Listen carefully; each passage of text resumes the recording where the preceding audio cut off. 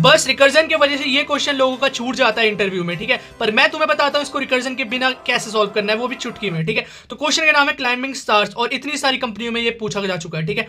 तो क्वेश्चन में हमें एक एन दिया है, जैसे यहाँ पे 5 दिया है, तो मतलब हमें इसमें सीढ़ियां चढ़नी है और बताना है कि सीढ़ी हम कितने तरीके से चढ़ सकते हैं। क्वेश्चन में हमें बोला गया है या तो तुम सीधा एक स्टेप लेके सीढ़ी चढ़ सकते हो, मतलब एक एक करके, ठीक है, या फिर तुम एक बारी में 2 स्टेप ले सकते हो बस, ठीक है। तो जैसे यहाँ पे हम अगर मान लो हम पे एक सीढ़ी है, ठीक है, तो इसको चढ़ने का कितने तरीका है, इसको चढ़ने का तो एक ही तरीका है कि एक स्टेप ले लो, ठीक है। तो एक सीढ़ी चढ़ने का एक स्टेप एक तरीका है बस, ठीक है। मान लो 2 सीढ़ी है हम पे, तो इसको कैसे चढ़ सकते हैं, या तो हम एक एक करके पहले इस पे, ठीक है, तो एक तरीका तो ये हो जाएगा। फिर या तो हम सीधा 2 स्टेप ले ले, एक तरीका ये हो जाएगा, ठीक है। तो 2 सीढ़ी चढ़ने के कितने तरीके हैं, 2।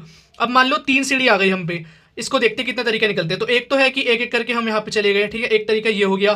फिर एक है पहले हमने एक यहाँ चढ़ा और फिर 2 यहाँ पे चढ़ लिए, ठीक है, एक तरीका ये हो गया।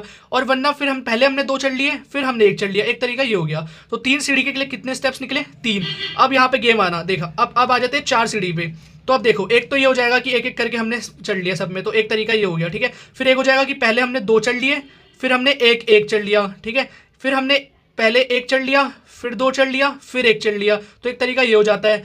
तो ये 1 2 3 4 5 तरीके निकल जाते हैं 4 सीढ़ी के लिए। तो 4 सीढ़ी के लिए कितने तरीके निकले गए, 5। तो अब देखते हैं, अब तुम बोलोगे इतना सारा क्यों देखा हमने कि पहले दूसरे तीसरे चौथे से, तो यहाँ एक पैटर्न ढूंढना चाहते हैं और वो पैटर्न निकल चुका है। तो पहली सीढ़ी के लिए क्या था, एक स्टेप, 2 सीढ़ी के लिए 2 स्टेप, 3 सीढ़ी के लिए 3 स्टेप, 4 सीढ़ी के लिए 5 स्टेप। तो तुमने एक चीज नोटिस करी, अगर मुझे मान लो यहाँ का स्टेप नहीं पता 2 के लिए, सॉरी 3 के लिए मुझे स्टेप नहीं पता, तो मैं पिछले 2 का सम कर दूंगा, 2 + 1 3।